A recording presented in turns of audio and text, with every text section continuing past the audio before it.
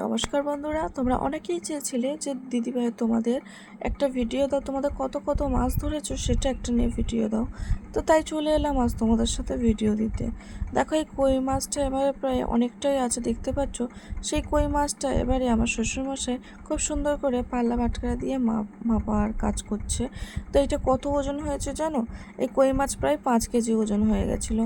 তারপর দেখো, এটা শিঙ্গি আর মাগুর একটা হাঁড়িতেই আছে। এই মাছটা প্রায় হয়েছিল প্রায় 4 কেজির মতো। এই মাছগুলো এখানেই আছে, আর কিছুটা এই সাইডে হাঁড়িতেও আছে। তো চলো, এই হচ্ছে আমাদের মাছ মাপার সবটা ভাগাভাগি করছে আর কি বাবা। তো তারপরে আমি ওখানে বসে বসেই আম কাটাকাটি করছি, কারণ কি। আর তারপর দেখো, এখানে চুনো মাছ ঠিক যতটা এখানে আছে তার ঠিক এরকম ডবল প্রায় আমাদের আবার পাড়াতে বিলি করাও হয়ে গেছে। আর এই দেখো, শোল মাছও প্রায় 5 থেকে 7 কেজির মতো হয়েছিল। তো সেই মাছগুলোই তোমাদের সাথে ভিডিওর মারফতে শেয়ার করলাম।